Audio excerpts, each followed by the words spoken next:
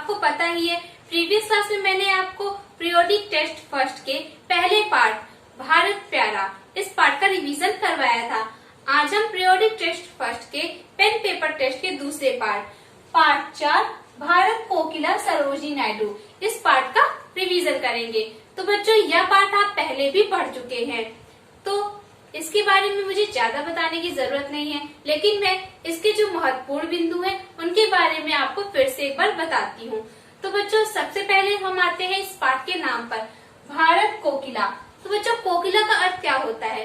कोकिला का अर्थ होता है कोयल। और सरोजिनी नायडू को भारत कोकिला की उपाधि क्यों दी गई? बच्चों, सरोजिनी नायडू को भारत कोकिला की उपाधि इसलिए दी गई क्योंकि उनकी आवाज बहुत ही मधुर थी, वह बहुत ही मीठा गाती थी, इसीलिए उन्हें भारत कोकिला की उपाधि दी गई। तो बच्चों, आइए जानते हैं हम उनके बारे में कुछ बातें। बच्चों, सरोजिनी नायडू का जन्म 13 फरवरी 1879 को हुआ था, यानी 13 फरवरी 1879 को हुआ था। और बच्चों, उनके पिता का नाम था अघोरनाथ चट्टोपाध्याय। बच्चों, सरोजिनी नायडू को बचपन से ही कविताएं पढ़ने का बहुत ही शौक था और उन्हें कविता लिखने में भी बहुत ही रुचि थी। बच्चों, सरोजिनी नायडू ने 12 वर्ष की आयु में ही हाई स्कूल की परीक्षा उत्तीर्ण कर ली थी। और बच्चों, उन्होंने एक कविता लिखी थी और जब उन्होंने एक कविता लिखी तो उसकी बहुत ही प्रशंसा हुई थी। इससे वह प्रेरित होकर उन्होंने फिर से एक और कविता लिखी और इस बार उन्होंने 1300 पंक्तियों की कविता लिखी और वह भी अंग्रेजी में। और उस कविता का शीर्षक क्या था, यानी उस कविता का नाम क्या था? The lady of the lake. बच्चों, उनकी इस कविता से सभी बहुत आश्चर्यचकित हुए और हैदराबाद के जो निजाम थे उन्होंने सरोजिनी नायडू को छात्रवृत्ति देकर इंग्लैंड पढ़ने के लिए भेजा और वह वहां जाकर शिक्षा प्राप्त करने लगी। वह अपनी पढ़ाई के साथ साथ कविताएं भी लिखती रही। बच्चों, वहां से लौटने पर 1898 में गोविंद राजलू नायडू से सरोजिनी नायडू का विवाह हो गया। और बच्चों, जिस समय उनका विवाह हुआ उस समय हमारे देश में स्वतंत्रता आंदोलन छिड़ा हुआ था। उनकी मुलाकात 1902 में गोपाल कृष्ण गोखले से होती है। वह उन्हें स्वतंत्रता संग्राम में भाग लेने के लिए कहते हैं। जो स्वतंत्रता संग्राम का आंदोलन हो रहा था उसमें गोपाल कृष्ण गोखले उन्हें भाग लेने के लिए कहते हैं। इसके बाद बच्चों 1914 में सरोजिनी नायडू की महात्मा गांधी से मुलाकात होती है, क्योंकि महात्मा गांधी उस समय दक्षिण अफ्रीका से लंदन की यात्रा पर थे। इसके बाद बच्चों सन 1916 में नेहरू जी से सरोजिनी नायडू की भेंट हुई।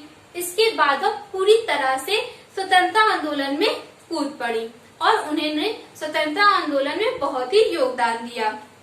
बच्चों, वह स्वतंत्रता आंदोलन में पूरी तरह से आ गई तो बच्चों उनकी गिनती देश के बड़े बड़े नेताओं में होने लगी। बच्चों, आपको पता ही सरोजिनी नायडू बहुत ही अच्छा गाती थी, बहुत ही अच्छी कविताएं लिखती थी, लेकिन इसके साथ ही वह एक अच्छी वक्ता भी थी, यानी वह बहुत ही अच्छा भाषण देती थी। उनकी वाणी में जादू था और जब वह भाषण देती थी तो लोगों की भीड़ इकट्ठा हो जाती थी।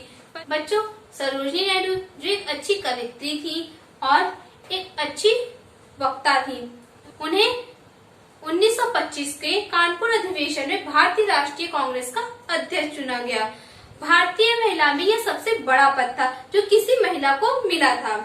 इसके बाद बच्चों 1930 में नमक सत्याग्रह आंदोलन हुआ था और 1942 में भारत छोड़ो आंदोलन, इसमें वे गिरफ्तार हुई।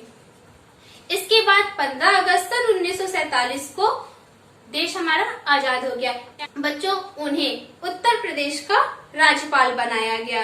वे स्वतंत्र भारत की, यानी जब हमारा भारत आजाद हो गया उस समय की वह पहली महिला राज्यपाल बनी। जो सरोजिनी नायडू का 2 मार्च 1949 को निधन हो गया। बच्चों, सरोजिनी नायडू आज हमारे बीच नहीं है, लेकिन उन्होंने जो देश के लिए किया और उनकी जो कविताएं थी वह हमें आज भी स्मरणीय है, वह हमें आज भी प्रेरणा देती हैं और हम उन्हें हमेशा याद रखेंगे। तो बच्चों, यह था हमारा पाठ। तो बच्चों, आई होप आपको समझ में आ गया होगा यह पाठ। एक बार हमने इसे फिर से जान लिया कि हमने इस पाठ में क्या पढ़ा था। बच्चों, पाठ को जानने के बाद आपको इस पाठ के सभी शब्द अच्छे से याद करने हैं और इसके जितने भी अभ्यास कार्य उन्हें भी आपको अच्छे से याद करना है। आइए मैं आपको एक बार फिर से रिवाइज करा देती हूँ इसके बहुविकल्पीय प्रश्नों के क्या उत्तर होंगे। तो बच्चों यहाँ पहला प्रश्न है आपका, भारत में महिला दिवस कब मनाया जाता है? तो बच्चों इसका राइट आंसर होगा का और खा दोनों 13 फरवरी और सरोजिनी नायडू के जन्म दिवस को, क्योंकि सरोजिनी नायडू का जन्म कब हुआ था? 13 फरवरी को। दूसरा प्रश्न है आपका, बालिका सरोजिनी को बचपन से ही किससे प्रेम था? तो इसका राइट आंसर होगा आपका पुस्तकों से। सरोजिनी नायडू को बचपन में किसमें रुचि थी? इसका राइट आंसर क्या होगा? कविता पढ़ने में। इसके बाद चौथा प्रश्न है आपका इसमें, अंग्रेजी में लंबी कविता लिखने पर किसने सरोजिनी नायडू को छात्रवृत्ति देकर पढ़ने के लिए इंग्लैंड भेजा? तो इसका राइट आंसर क्या होगा हमारा? निजाम। पांचवा प्रश्न है आपका इसमें, गोखले से सरोजिनी नायडू की मुलाकात कब हुई थी? तो बच्चों इसका राइट आंसर क्या होगा आपका? 1902 में। छठा प्रश्न है इसमें आपका, गांधी जी से सरोजिनी नायडू की मुलाकात कहाँ हुई थी? तो इसका राइट आंसर आपका क्या होगा? लंदन। इसके बाद सातवां प्रश्न है आपका इसमें, सरोजिनी नायडू को किस नाम से जाना जाता है? बच्चों इसका राइट आंसर क्या होगा?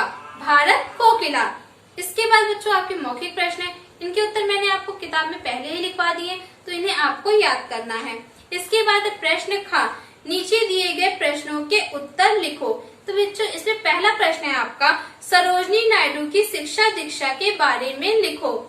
तो बच्चों इस प्रश्न का उत्तर है हमारा, सरोजिनी नायडू ने 12 वर्ष की अल्प आयु में ही हाई स्कूल की परीक्षा उत्तीर्ण कर ली थी।